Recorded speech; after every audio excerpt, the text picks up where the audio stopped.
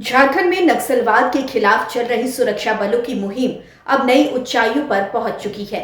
साल 2025 की शुरुआत से लेकर अब तक यानी कि 1 जनवरी से 15 सितंबर तक राज्य के लातेहार, चाईबासा, बोकारो, हजारीबाग, पलामू और गुमला जैसे माओवादी प्रभावित जिलों में सुरक्षा बलों ने लगातार मुठभेड़ों में नक्सलियों पर बड़ा प्रहार किया है। इन मुठभेड़ों में कुल 28 नक्सलियों को ढेर कर दिया गया है, जो पिछले कई सालों में एक रिकॉर्ड माना जा रहा है। इसमें से 11 नक्सली ऐसे थे जिन पर इनाम घोषित था और जिनकी कीमत मिलाकर 3.15 करोड़ रुपए तक पहुंचती है। सबसे बड़ी बात यह है कि मारे गए नक्सलियों में 2 सेंट्रल कमेटी मेंबर भी शामिल हैं। ये दोनों नक्सली नेता प्रयाग मांझी और सहदेव सोरेन नक्सली गतिविधियों में वर्षों से सक्रिय थे और कई बड़ी घटनाओं में शामिल रहे थे। इन्हें पकड़ने के लिए सुरक्षा बलों को लंबे समय से प्रयास करना पड़ रहा था, लेकिन अब इनकी मौत ने नक्सली नेटवर्क को बड़ा झटका दिया है। यह सफलता केंद्र सरकार के उस लक्ष्य की दिशा में अहम मानी जा रही है, जिसमें मार्च 2026 तक देश से नक्सलवाद को समाप्त करने का संकल्प लिया गया है। झारखंड में हुई यह कार्रवाई दिखा रही है कि सुरक्षा बल न केवल नक्सलियों को उनके अड्डों में जाकर निशाना बना रहे हैं, बल्कि उन्हें आत्मसमर्पण के लिए भी प्रेरित कर रहे हैं। इस कड़ी में 2 सितंबर को एक ऐतिहासिक घटना सामने आई, जब झारखंड जन मुक्ति परिषद यानी कि जेजेएमपी के 9 उग्रवादियों ने लातेहार जिले में एक साथ आत्मसमर्पण कर दिया। यह राज्य में पहली बार हुआ कि इतनी बड़ी संख्या में नक्सली मुख्य धारा में लौटे। आत्मसमर्पण करने वाले इन नक्सलियों के पास से AK-47, SLR, AK-56 जैसे आधुनिक हथियार बरामद किए गए। इनमें से 5 उग्रवादियों पर कुल 23 लाख रुपए का इनाम घोषित था। इस घटना ने यह साबित कर दिया कि नक्सलियों में अब सुरक्षा बलों की कार्रवाई का डर पैदा हो चुका है और वे मुख्य धारा में लौटने के लिए मजबूर हो रहे हैं। अगर आंकड़ों पर नजर डालें तो 2025 अब तक यानी कि 15 सितंबर तक पिछले 8 सालों में सबसे ज्यादा नक्सलियों के मारे जाने का साल बन गया है।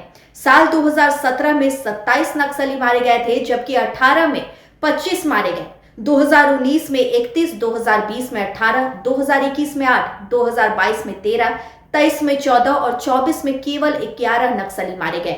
लेकिन 2025 में अब तक 28 नक्सलियों की मौत हो चुकी है, जो सुरक्षा बलों की बड़ी कामयाबी है। केंद्रीय गृह मंत्रालय के मुताबिक पश्चिमी सिंहभूम, गिरिडीह, गुमला, लातेहार और लोहरदगा जिलों को माओवादी गतिविधियों के लिहाज से डिस्ट्रिक्ट ऑफ कंसर्न की सूची में रखा गया है। इसमें से गिरिडीह, गुमला, लातेहार और लोहरदगा पर विशेष ध्यान दिया जा रहा है। यही वजह है कि इन जिलों में सुरक्षा बलों ने नक्सलियों के खिलाफ अभियान तेज कर दिया है। इस पूरे साल में हुई मुठभेड़ों को देखें तो सबसे ताजा 15 अगस्त को हजारीबाग जिले के गोहर थाना क्षेत्र में सुरक्षा बलों की मुठभेड़ में 1 करोड़ रुपए के इनामी नक्सली सहदेव सोरेन, 25 लाख रुपए के इनामी रघुनाथ हेम्ब्रम और 10 लाख रुपए के इनामी बिरसेन गंझू मारे गए।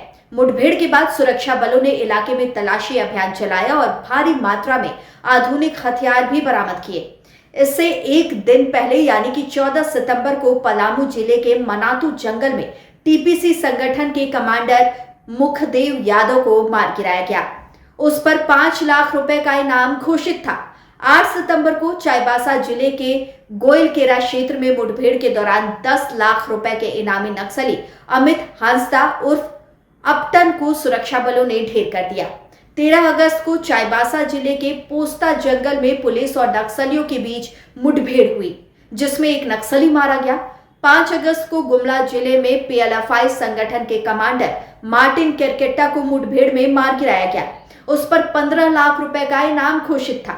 26 जुलाई को गुमला जिले में सुरक्षा बलों और नक्सलियों के बीच मुठभेड़ में जेजेएमपी संगठन के 3 नक्सली मारे गए। 16 जुलाई को बोकारो में सुरक्षा बलों ने 25 लाख रुपए के इनामी कुंवर मांझी सहित 2 नक्सलियों को मार गिराया। 26 मई को लातेहार जिले में 5 लाख रुपए के इनामी नक्सली मनीष यादव को एनकाउंटर में ढेर कर दिया गया। 24 मई को लातेहार में पुलिस ने जेजेएमपी सुप्रीमो पप्पू लोहरा और 5 लाख रुपए के इनामी प्रभात गंझू को मार गिराया। वहीं 27 मई को पलामू में पुलिस की मुठभेड़ में माओवादी तुलसी भुइयां मारा गया। 21 अप्रैल को बोकारो जिले के लुगु पहाड़ में सुरक्षा बलों से मुठभेड़ हुई, जिसमें 1 करोड़ रुपए के इनामी नक्सली प्रयाग मांझी उर्फ विवेक, 10 लाख रुपए के इनामी साहेब राम मांझी सहित 8 माओवादी मारे गए। 29 जनवरी को चाईबासा में हुई मुठभेड़ में 2 नक्सली मारे गए, जिनमें एक महिला भी शामिल थी। 22 जनवरी को बोकारो में पुलिस और माओवादी संगठन भाकपा माओवादियों के बीच मुठभेड़ हुई, जिसमें एरिया कमांडर रही शांति और मनोज नाम के नक्सली मारे गए। इन घटनाओं ने यह साबित कर दिया कि झारखंड में नक्सलियों के खिलाफ सुरक्षा बलों का अभियान अब पहले से कहीं अधिक तेज है, प्रभावशाली है और समन्वित हो चुका है। मुठभेड़ों के साथ साथ आत्मसमर्पण की घटनाएं भी सुरक्षा बलों की रणनीति को मजबूती दे रही है। राज्य के नागरिकों में सुरक्षा का भरोसा बढ़ा है और सरकार की नक्सल विरोधी नीति अब जमीन पर काम कर रही है।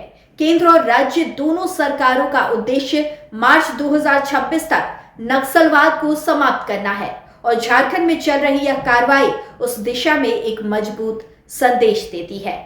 खासकर गिरिडीह, गुमला, लातेहार और लोहरदगा जैसे जिलों में सुरक्षा बलों का विशेष अभियान न केवल नक्सलियों के मनोबल को तोड़ रहा है, बल्कि वहां विकास की संभावनाओं के द्वार भी खोल रहा है। लाइव लगातार के वीडियो को लाइक करें, सब्सक्राइब करें और बेल आइकन को दबाना न भूलें।